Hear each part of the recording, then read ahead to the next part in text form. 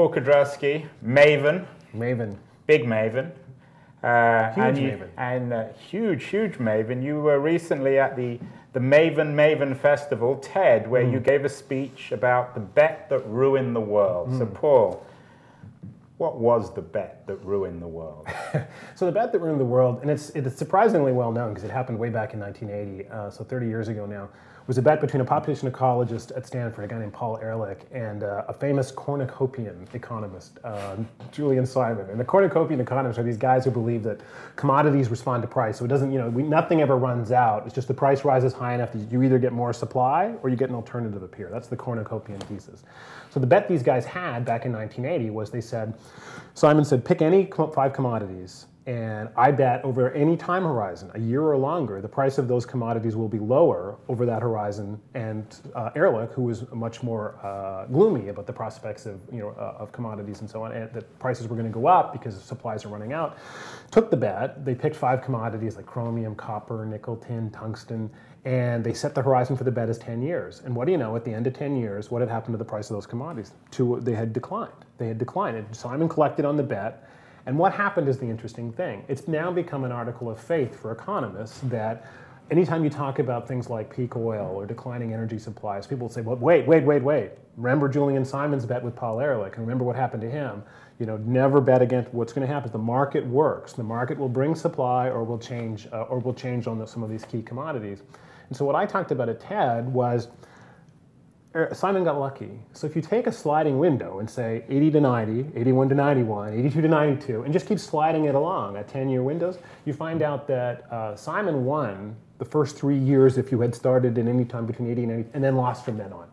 So what happened is he actually laid the bet out at the end of the 1970s, which had been a period of rapidly increasing commodity prices, picked a great time to make the bet. Timing's everything in bets. But from then on, essentially would have lost. And so instead of realizing that the guys that Simon got lucky, the lesson that economists walked away with was markets Uberalis. We never have to worry about commodity prices. We don't have to worry about commodity supply. Peak oil is a myth. Oil will always find other sources, and when we can't, the price will rise high enough that suddenly we'll all be running solar cars.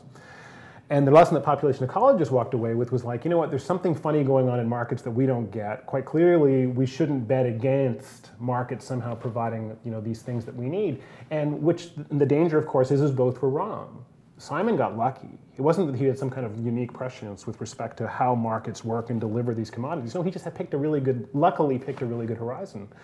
The argument from the side of the ecologist was actually the right argument, that there are key commodities that the prices do rise, and over a period of time it's very difficult to find alternative supply. And gasoline's a great example, oil, where we haven't yet to find anything else that has the same energy density and transportability of oil, and we've been trying now for 100 years.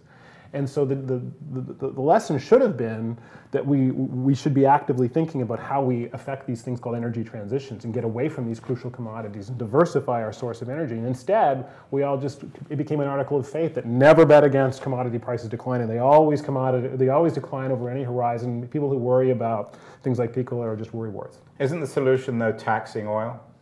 Pushing the price up artificially? It is a solution, but it's based on a flawed assumption. And the flawed assumption is that there's an alternative source of supply ready to come on at some reasonable price increment that would let us transition to that. And it's simply not true.